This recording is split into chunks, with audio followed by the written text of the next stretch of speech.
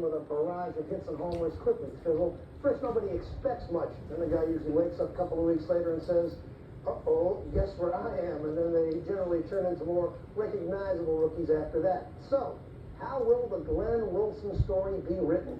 Can he keep up some of the finest outfield play seen here since Al Kaline? And can he possibly hit even remotely like he has in his first 2 weeks?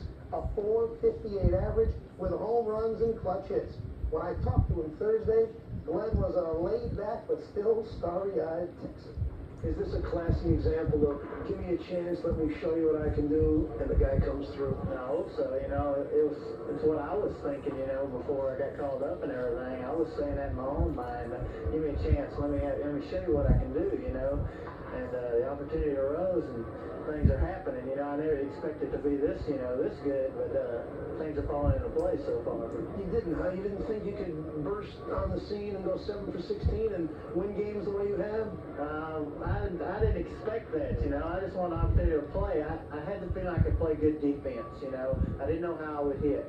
Then I got here and I see the ball better and I concentrate 10 times more than I did in the minor leagues, I feel like I feel better at the plate here than I did down there.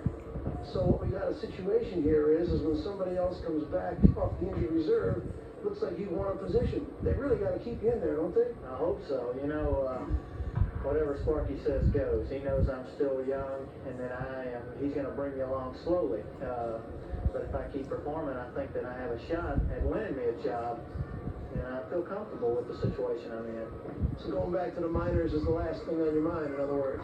As of right now, it would be, but it wouldn't crush me if it happened, It would look kind of bad if I did get sent back down, on my own.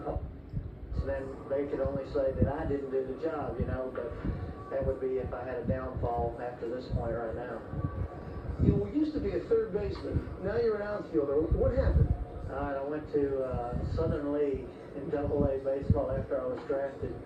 And I went down there and I was brutal. I couldn't catch a cold. I made my first ground ball hit to me, I made an error. And then after that, it seemed like I was lucky if I got out of an inning without making an error. I lost my head. I couldn't even throw it to first. They had people putting up signs, and holding off that section. And when I would throw, they wouldn't let nobody sit there because I kept hurting everybody in the stands. Has your feeling in the outfield been a surprise, or have you been feeling this well down in the minor leagues too? Because you made some fantastic plays so far. I had a real good year last year defensively in the outfield. No, this is not a surprise to me. It is to the people who hadn't seen me. I made a lot of good plays last year defensively. I've always felt like that I could make the plays in the outfield, because when I was a kid, before ball games, Little League, all the way through my life, I used to go out in the outfield before ball games and have people throw balls just over the fence and run and dive, because I've always loved doing that. The other night, Rosie was giving you a little, I can't think of the right word, a little stuff, kind of making fun of your Texas drawl and all this stuff. What's the reaction of the players been to how well you've done so far? Oh, they joked right along. It's a great, relaxed atmosphere. Everybody's hilarious. They're always picking on my draw and all the time, and Houston and all that stuff, because I'm from Texas. They call me a cowpoke and Tex and all that stuff, but it's great. These guys are great, and when it comes down to get serious, they tell me exactly what I need to know. They go over the pitchers, go over the hitters, everything, especially Gibby, he's been surprising, he just helps me out more than anybody. Next, the record-setting Atlanta streak is Tigers 82.